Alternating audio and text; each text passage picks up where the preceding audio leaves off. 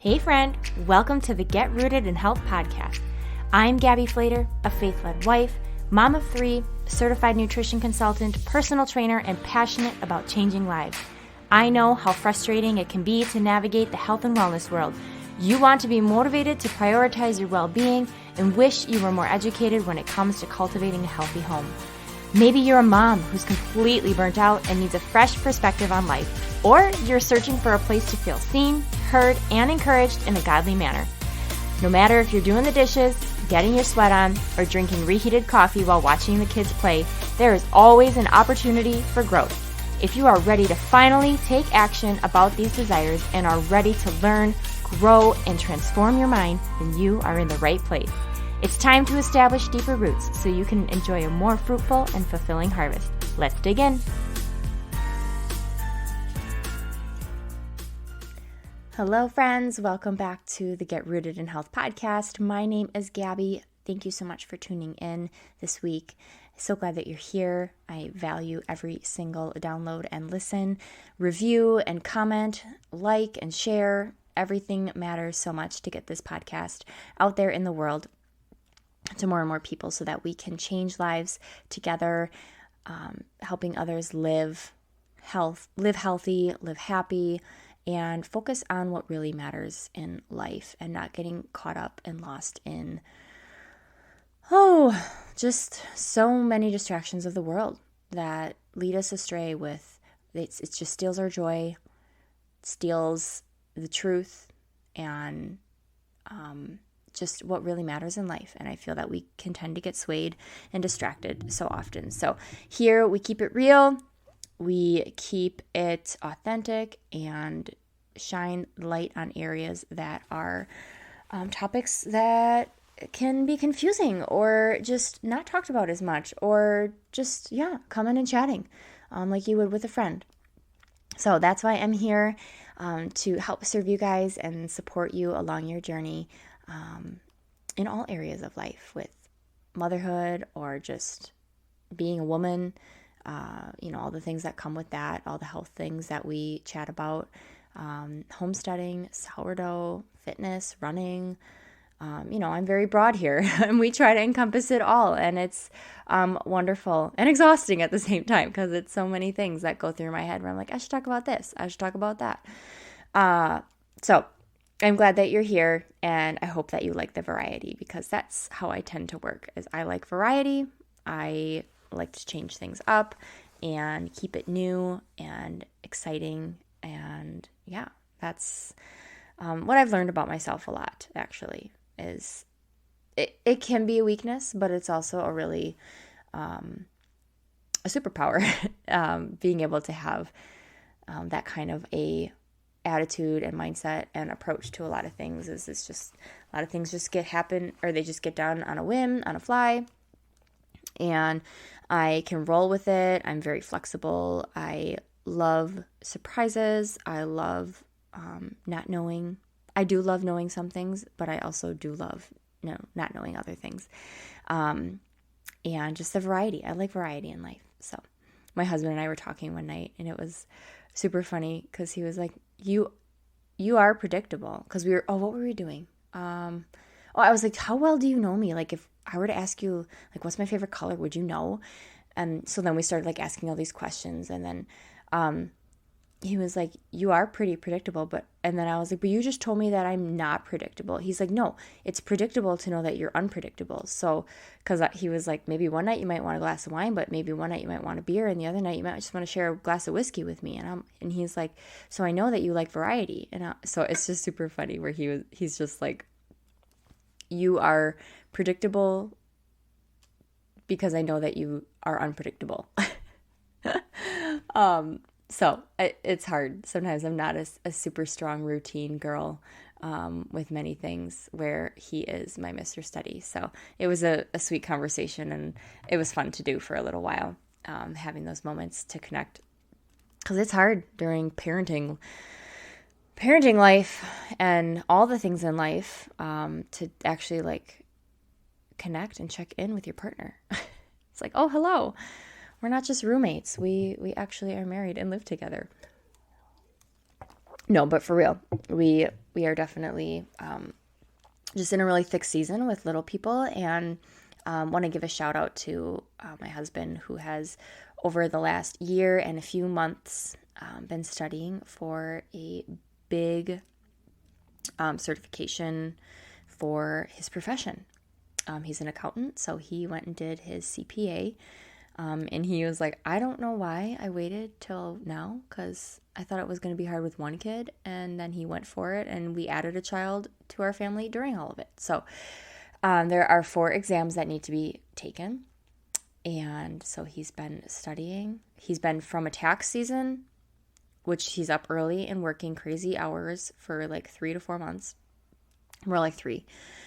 80, 90-hour work weeks. And then he rolled right into waking up early to study for this, to then rolled right into another tax season and took a break, and then rolled right back into waking up and studying for his last and final exam, which he just took not that long ago. And he won't get results for a couple weeks. That's just how it works. It's how it works in that world. I don't know why, with digital world, you'd think like you could get a result right away, but he feels fairly confident that he passed, because if he didn't pass, then like you have to retake it and all these things. So I'm very much looking forward to just moving forward from this in our life. I know he is. It's a huge weight lifted, and I'm just so proud of him, and I can't wait to see what blessings come our way from his hard work, what kind of opportunities come his way. Yeah, I don't know what doors will open for him, but I'm just in awe of his dedication to continuing to show up. He's a very academic, studious person, and so he has put in so much time, and he definitely deserved. He took the whole day off after this one. He didn't with the other ones, and he was like, I think I need to go hit some golf balls or something. I'm like, yeah, you go get some lunch.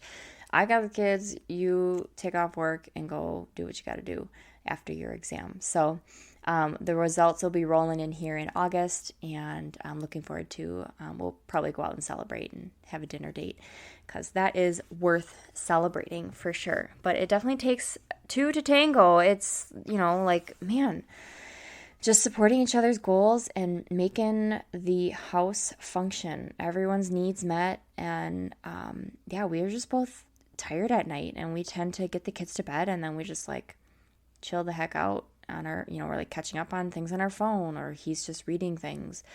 And I'm either in the kitchen making something or catching up on messages on my phone or whatever. And then we just watch a show, and it's like, okay, we need to figure out some new habits here now that like his brain is not so mentally engaged and exhausted, because once he's done with work and studying, he's on dad mode. Like, that's being on mom mode all day. Yeah, we get it all the time, and he didn't have a break either. So I wanted to have grace in that season of our life, to just be okay with some things that maybe aren't like the best habits to have, but you got to do what you got to do to get through some of those seasons in life. And that's where the grace comes in, and the ability to ebb and flow with the changing seasons and the demands of life. So I sure don't know how I would have dedicated as much. I mean, I dedicate my time and energy in different ways. So, just like I did with marathon training, I look at it as that. I was up at the butt crack of dawn getting in my miles while the kids were sleeping, and he's out in the office studying, and like that's how it worked. And, I would make sure I'd be back so that hopefully nobody woke up or he didn't have to take care of anyone to take too long of a break. And it really worked out well. So super, super awesome. But we were both definitely burning the ends. What is it? Burning the candle at both ends. Is that the saying? Yeah. So, yeah, but that's a little life update there with that. And so now we're going to just move forward with the rest of our summer, being free of that studying, and just making these episodes here kind of more summer style, just like kind of chill, relaxed, laid back, informative, life catch up, but also just not super long and in depth, because I am, just creating memories with my kids, and just a lot of unpredictable moments, and I try to get my quiet windows to come and record when I can. And here we are. So I wanted to, though, spend a little bit of time on this episode chatting about sourdough. I know I've done an episode on that before, which I can link to in the show notes. But I just feel like I've been baking this for 3.5 years straight, nonstop. And I even have my own failures and duds. And that is the beauty of sourdough, though, is it has allowed me to embrace the failures, but keep figuring out how to move forward, how to get better. And it's just been a really safe place for me to spend time in the kitchen and nourish my family with it. And it's just been a huge staple. We make so many things with our sourdough starter. And with the changing seasons, your starter starts to act funny. And so I just wanted to give you a couple tips on ways that you can keep it healthy. Do you have to keep it in your pantry? Do you have to keep it in the fridge? What should you be feeding it? What about the summer months? What about the winter months? So now that we hit summer here in the Midwest, so we had a really, really hot and like a weird humid, like it came quick and then it got cold again and then it got hot again, but then we had bad air quality from the fires in Canada by us. It was terrible. It was like a haze. And every now and again, we still have lingering days like that. And I just feel that the sourdough starter is very touchy with the changing weather. At least that's my experience. And I've noticed that over and over again, like when we go from winter to summer and the different temperature changes. And it's crazy because I feel like I just heard someone tell me that they heard someone would sometimes just take their starter and walk through the woods with it. And I'm like, what? And they would walk barefoot. And it's like they were trying to get their sourdough grounded, like to nature and the earth. And I'm like, in a way, it sounds crazy, but in a way, it makes sense. Because it really does. The more and more you bake, the more active yeasts are flying around your kitchen, we'll just say. The more and more you bake, the more and more like the sourdough aroma and I don't know, all those active living yeasts are just being used and populated and circulating in the air and in your bowls and in your, spatulas that you use. And I don't know, I feel like it kind of all feeds off of each other in this kind of like weird Mother Nature-y way. And so I noticed that my starter lately has just been like taking forever. So this is my room temperature one, and it's been taking forever to like grow, like when I feed it. And I'm like, what is going on? It's super watery, and it takes a long time for it to like bubble and rise up. And sometimes I've gone a couple days, a few days without feeding it, and I've fed it and it's done great. And then now lately it's like I need to feed it every day, or for sure every other day, and just put some discard in the fridge, whether or not I'm ready to bake anything, because I need to keep it like fed. And I don't know. So it's been seeming a little more soupy lately. So what I've been doing, if you bake sourdough, and you know kind of what your starter typically is like, I feed mine 1-to-1 ratio. It's 100% hydrated, so it's in grams. So it's not cup for cup. So I do usually about 100 grams of water to 100 grams of flour. Lately, I'll do maybe like 20 extra grams of flour to give it some more flour to feed off of and less liquid, because this warm weather is making it super like runny. And so I'm wondering, okay, maybe I can just add a little more flour, make it a little less hydrated, because it's just, I don't know, feeling off. So there's more flour to feed off of. So I've been doing that. That's been working well.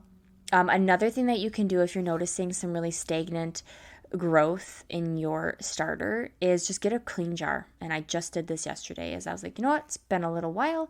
Let's dump some out, and then let's save some and dump it in a new mason jar, and then we'll feed it. And I just did that and put a rubber band on it, just for fun. I don't always do that, just to see where the base was, and it just grew overnight, big time. So I actually have a loaf rising right now that I will bake tomorrow morning, and we'll see how well it turns out, because I've been trying to bake, and maybe I'm just not hitting the peak window. Like I thought it rose, but it wasn't strong enough. I don't know. It wasn't creating loaves that were rising well. Like they were super dense. And I'm like I literally had like 3 of them.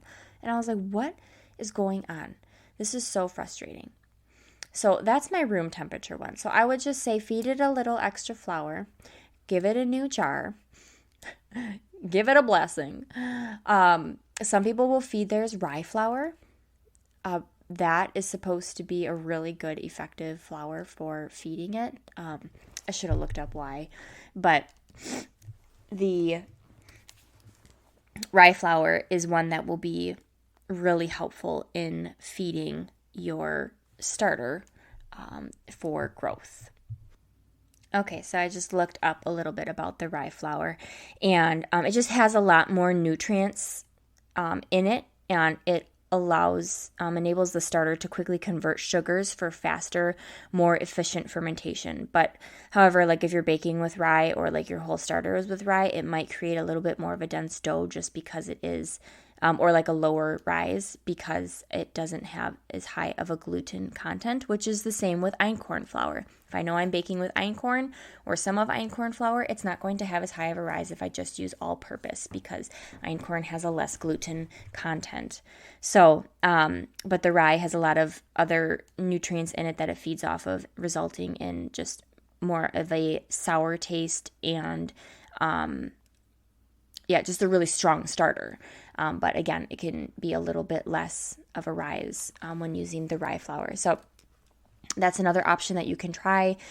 Maybe if you just want to like kickstart your starter again, you don't have to feed it rye flour all the time, but maybe you just want to like give it some life and some nutrients and some good stuff there. Try that out. See how it goes. And that would be, those would be some of my go-tos.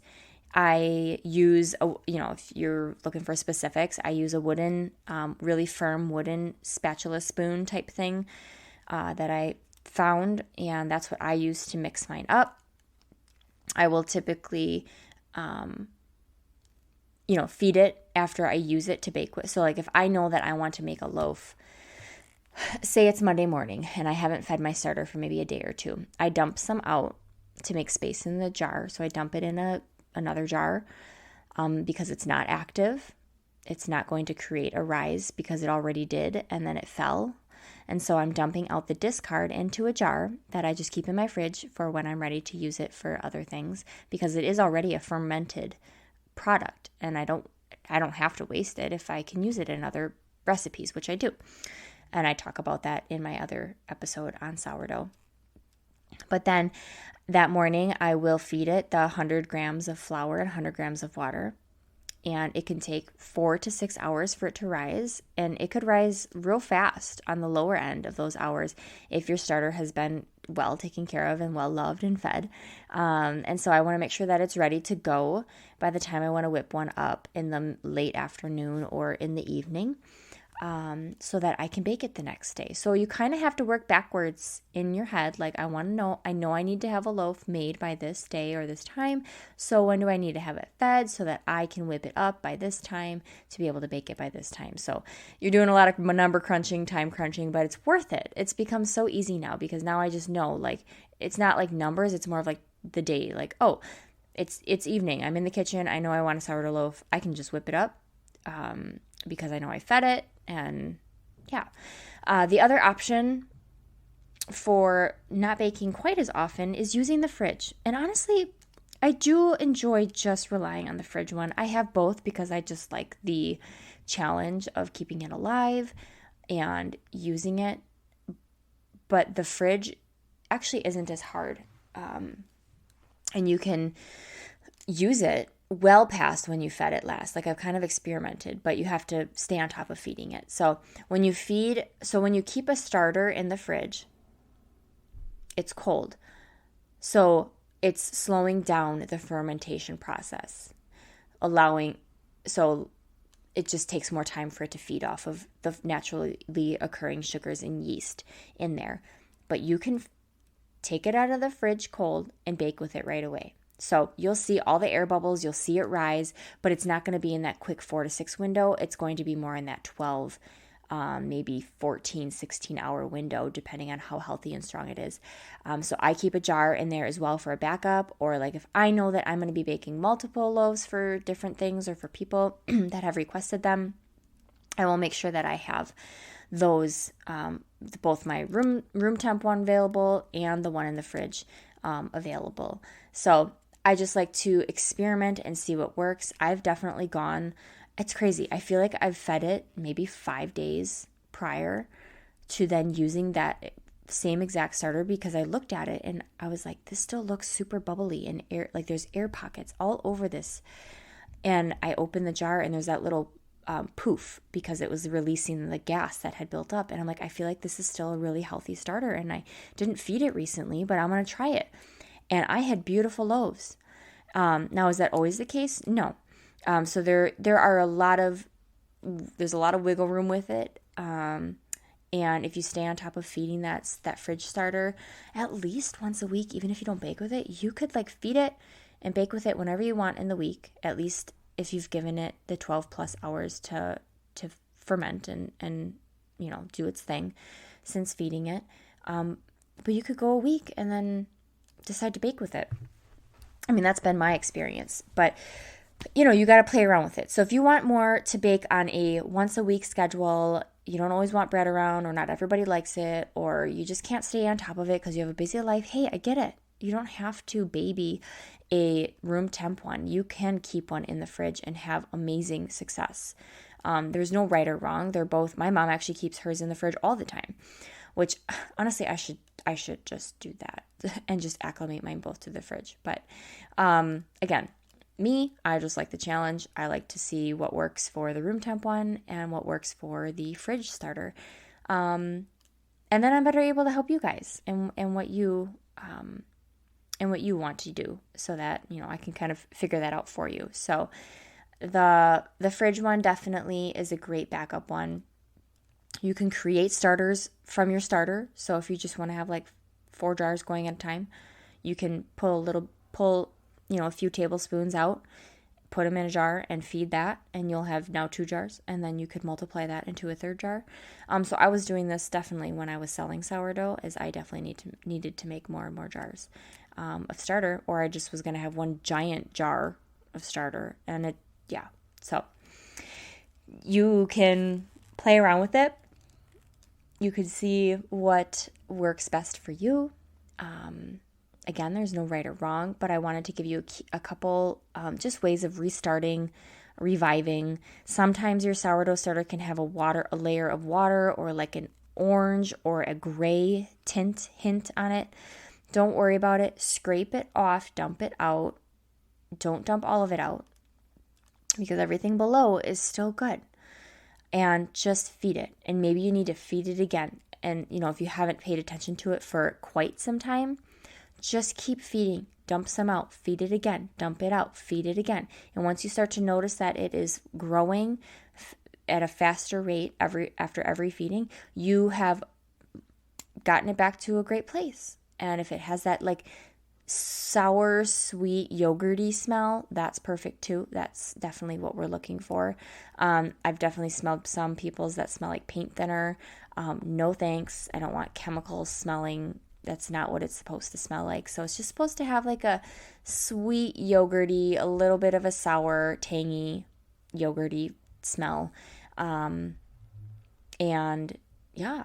So I hope that this helps with any sourdough baking that you're doing, or a starter that you're trying to keep alive with the changing weather and seasons, because it definitely is a real thing and it does happen. So I just keep learning as I go as well, and trying new things, and researching when I can, and just learning from my mistakes. Sometimes that's just how you roll with it. So sometimes those dud loaves I cut up and we use them for French toast, or I make them into croutons, or sometimes I've just tossed it because I'm like, I don't really want to eat this. I don't want to make my kids eat this. So, but you don't really have to waste them. It's, definitely doable to make some other recipes with it. And every every loaf is a chance to learn, right? So if you have any further questions on your starter, or other tips or things that you want to learn more about, just feel free to shoot me an email or a message, and I'm happy to touch on that and help you along on your journey. Again, I've done an episode on that. I share a lot on my Instagram about what I've done. I think I have a blog post up on my website about just the recipes that I use, a little bit of my method, some of the equipment that I do have, but that you don't have to have. And yeah, anything to help you get baking. I used to be super intimidated by bread and yeast, especially. And now I don't really use yeast. I just use the sourdough, which is the yeast itself that causes the rising. And I have become more of an expert in that and have a lot of success, but also some failures along the way, which is okay. But I've loved it. I've grown in confidence in it, and I love getting to watch other people grow in confidence in their sourdough journey, because it's a neat way to be in your kitchen, make nourishing food, and it's just incredible what you can make from flour, salt, and water, and then your fermented starter, and that's it. And you could live on that. I don't know the last time I bought like a loaf of bread. Like I buy like regular hamburger buns and things like that for our family, because I don't always have the time or energy to make it all the time.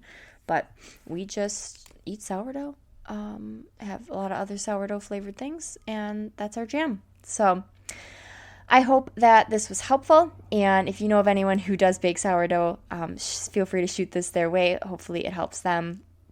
Just a few restarting tips, reviving tips, and yeah. So happy baking, and again, if you have not left a review for the show, go ahead and just stop this episode when it is over. Scroll down on my show, and you can see that you can leave a rating and review. So if you are willing to leave an honest rating and review, it means the world to me, and helps this show get more viewers. All right, guys, we'll talk to you again soon. Bye.